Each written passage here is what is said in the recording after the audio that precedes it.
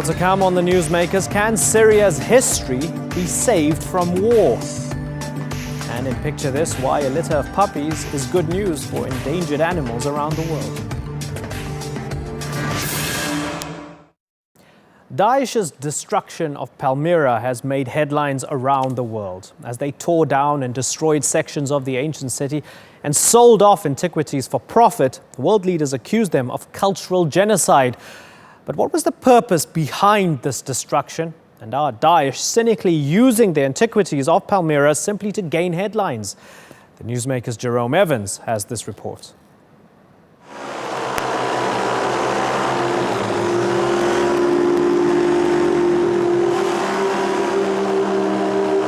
You used to be able to soar around the ancient ruins of Palmyra in a microlight.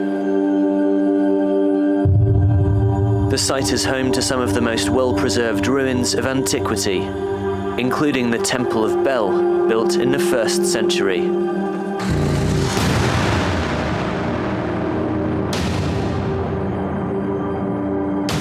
Daesh took over the site in May.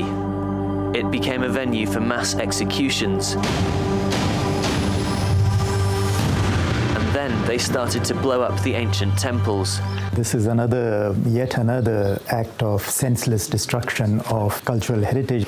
It's a feeling of disgust and complete, shock that one feels at a moment like this. These satellite photos show the extent of Daesh's bombing of Palmyra.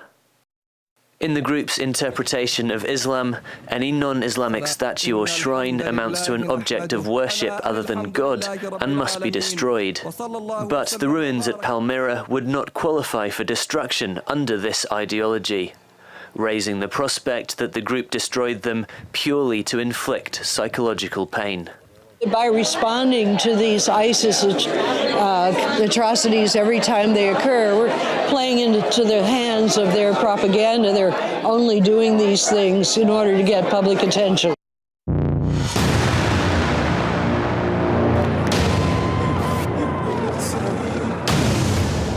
In times of conflict, history can also be a victim. Earlier this year, Daesh smashed artifacts at the ancient Assyrian city of Nimrud in northern Iraq. The 3,000-year-old ruins were one of the most important sites in a country considered the cradle of civilization. In 2013, Mali was the conflict zone.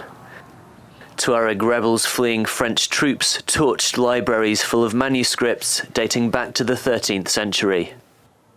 In the space of a few days, the collective memory of a civilization went up in smoke.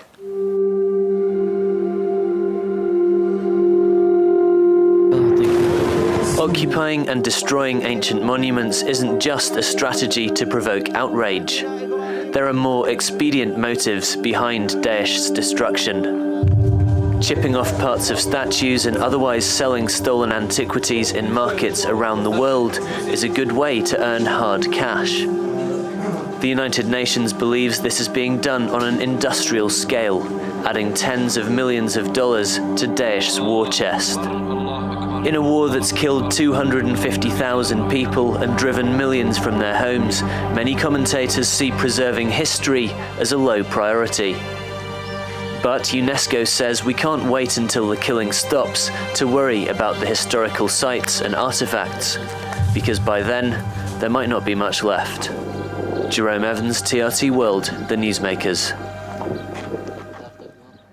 Well, joining me now on The Newsmakers is Christopher Marinello, CEO of the Art Recovery Group and one of the world's leading experts in the recovery of stolen antiquities. Thank you very much for joining us. When you see the destruction and theft of Palmyra, of Mosul, of Nimrud, does it break your heart?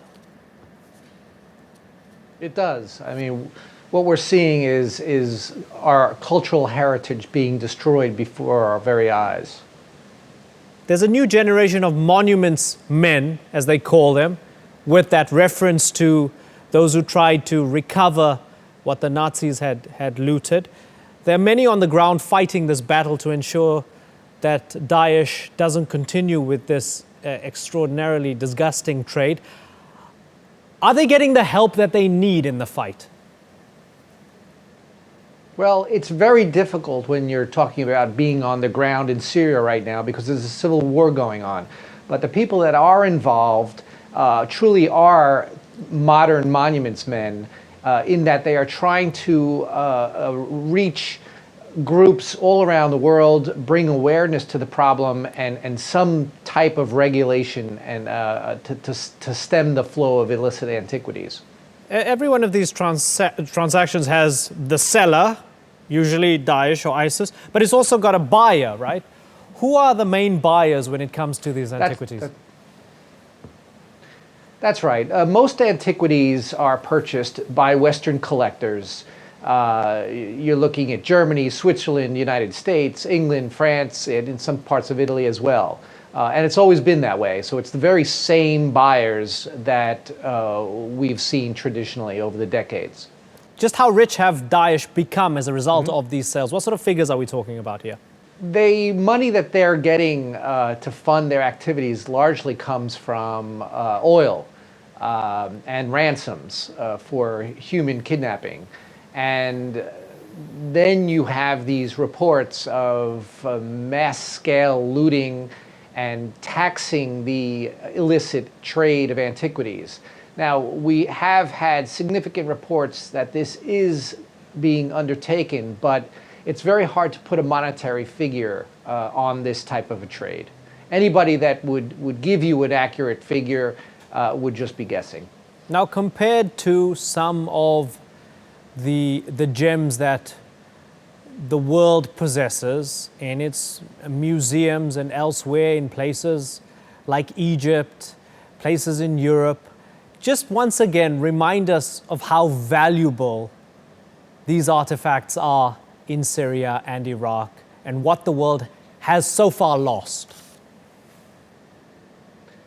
Well, this part of the world is one of the cradles of civilization. You've had the Babylonians, the Greeks, the Romans, the early Christians, and even pre-Islamic civilizations in that area. So it's so valuable to so many different cultures. And we're watching it be destroyed first by the Civil War and then by systematic looting. It really is a crime from which we may not ever be able to recover. Well, Christopher Marinello, thank you very much for joining us.